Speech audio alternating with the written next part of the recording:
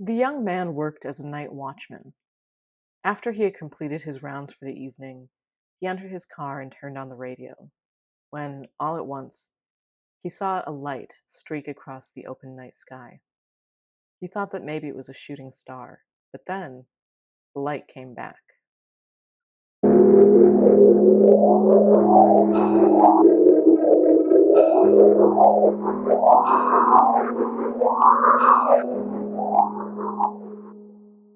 Well, good evening to all of my fellow tinfoil hats. I am just another tinfoil hat. Welcome to my show. Today, we will be discussing the fascinating case of the Tomakomai Bay Sipper. This case occurred in July 1973 in the port city of Tomakomai in Eburi Prefecture on the southern coast of Hokkaido, Japan. Today, Tomakomai is home to over 150,000 people and is known for its scenic natural beauty. Back in 1973, a 20-year-old man known pseudonymously as Masaki Kodu worked as a night watchman at a lumber yard near Tomakomai.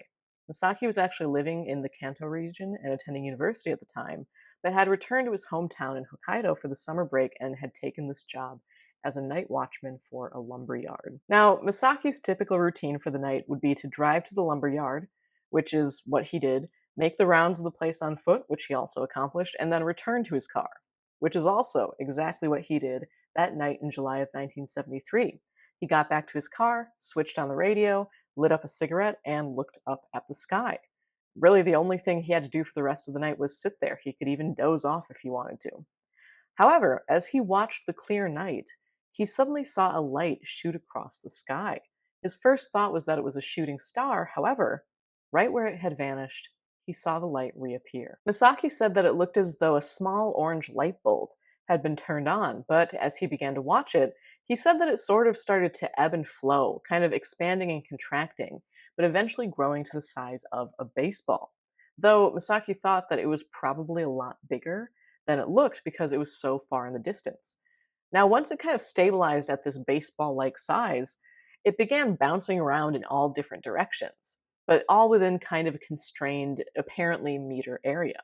This strange light caused Misaki to panic. He said that he was extremely afraid of what he was seeing, his hair was even standing on end, but that he decided his best course of action was just to sit there and keep watching this strange light. Suddenly, Misaki said that it spiraled downward and rested right on top of a nearby cement factory, and began emitting these green rays of light, all in a northerly direction. It did this for a time and then it descended again, this time coming down in a big arc to rest above the nearby bay. From where Masaki was parked, he said that he could see the bay, he could see the ocean, and came to the conclusion that, spookily enough, the light appeared to be a lot closer to him than he initially thought. However, the light wasn't content to just sit there hovering above the surface of the water. Masaki said that it emitted what he described as a transparent tube or straw from the bottom of the object. This was accompanied by a sound that Masaki described as like a certain type of cicada, but less monotonous, and also said that it was like kind of lowering in pitch. Now, once this glass like straw made contact with water, Masaki said that it appeared to be kind of like sucking up water from the ocean. At this stage, Misaki said that he felt like he was stupefied. He hung his head, not watching the strange object for the span of several minutes, but then finally his curiosity got the best of him, and so he raised his head to look at it. Now, by this point, he said that it had stopped vacuuming up the ocean, but was still just sitting there, maintaining its position above the surface of the water, when suddenly it began to soar across the bay towards him. He said that it was so bright that the surrounding area was lit up like daylight, but as it flew closer to him, it started decreasing in intensity. When it got close enough, he described it as about the size of a volleyball, but smooth like a ping pong ball, glowing a slightly diminished whitish color. As it approached, Misaki said that he could make out a row of small windows encircling the center of the object, and through these windows, he could make out shadowy humanoid figures. In one of the center windows, he saw one of these shadow figures. Two windows to the right of it, there were two of them. Now, as he realized that this object was coming right overhead, Misaki became aware of a strange sensation. At some point here, he began resting his head against his steering wheel, still keeping an eye on what was going on outside. He didn't want to, effectively turn his back to it. So he was resting his head against the steering wheel. He thought maybe he had a headache coming on, when suddenly he said that it felt like his hands and feet were bound, or that he was unable to freely move from this position. Now, in this state, he claimed that he saw 3 or 4 other objects, very similar to the first, these bright lights which just showed up in the sky. However, what really terrified him was a sighting that he then made of another object, which he described as like the dark silhouette of 3 gasoline drums stuck together, hovering soundlessly nearby. All of the glowing objects, about 4 or 5 in total, then vanished into this dark drum like object. He said that it was like it sucked them up like a vacuum. Then this object soared off in a northerly direction in a speed which Misaki described as the splendid speed of a shooting star. Left alone in the car, the feeling of being bound began to fade from his body, but Misaki then experienced a different feeling. He said that not only did he have a terrible headache, but it was like his body felt numb. Then he realized that his radio, which had been on, was emitting strange, nonsensical noises.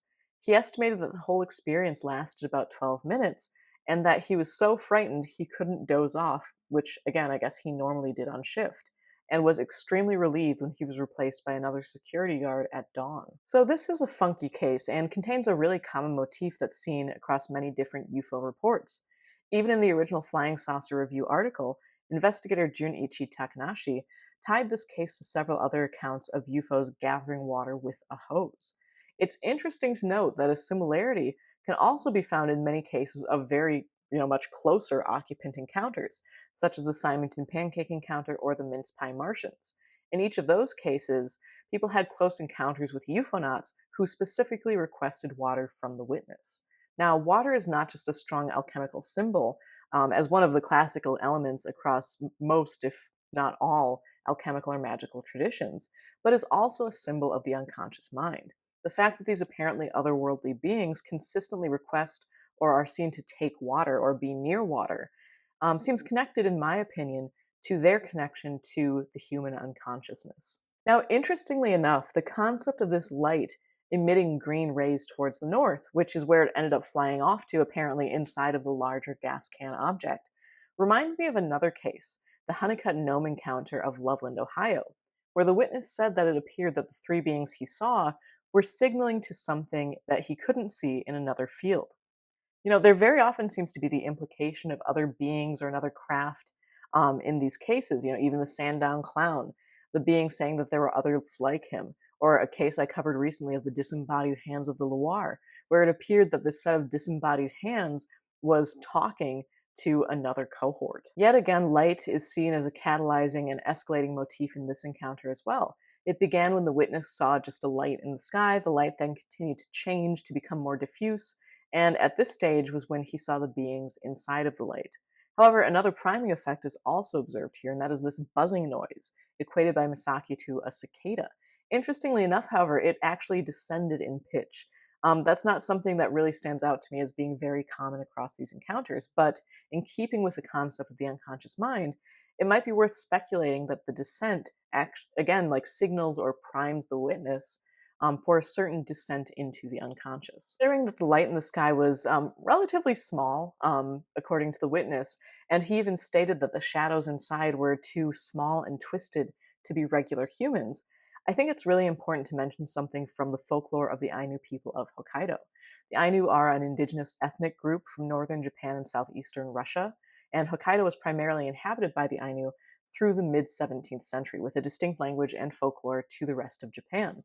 One concept from Ainu folklore is the Karpokor, a supposed race of tiny people who moved about in the night. Although folk etymology has for a long time dictated that Karpokor means people under the butterbur, a certain flowering plant, it has actually been determined that it roughly translates more into underground people. Considering that Pokna Mosir in Ainu language is the underworld, it seems likely, as in the case of the fairies of the British Isles, that this race of small beings is connected to the underworld. So to get back to the case, you have this light which buzzes up to the witness, and inside he sees small shadowy figures at night, in a space where small underworld beings who move about at night are part of the folklore. As in so many cases, Misaki also experienced a sort of mental and physical stupefaction, a really eerie concept that whatever you're witnessing with these anomalies, they seem able to kind of stop you. They seem able to nullify you. And beyond that, we have a concept which I've mentioned many other times before, this concept of perfect timing. It was right when he looked up at the object after hanging his head and trying not to see it that it began approaching him, almost like it was just waiting for him to look up and see it. This connection, I think, points to the fact that these things, whatever they are, even though we define them as the unknown and the other, they are far more connected to us and to our viewing of them than, again, labeling them as the other or the unknown would signify. Now, finally, to sum up this really weird encounter, which up until this point it can be kind of argued that it seems highly symbolic, highly folkloric, even clothed in the modern folklore of a UFO encounter, the radio starts acting up. So this is evidence that something was happening on some level to affect the electronic device in Misaki's car. Well, if you enjoyed this episode on the Tomakomai Bay Sipper, please like, and if you're new to this field of crop circles, go ahead and subscribe to see what weirdness the future may have in store. Till then, you can keep up with me on my free blog at patreon.com/justanothertinfoilhat, where you will also find the works cited page for this episode. And yeah, also, check out Somewhere in the Skies, not only for the very best in anomalous listening, but for episodes of Just Another Tinfoil Hat Weekly. So for today, I am Zelia Edgar, signing off. Doing.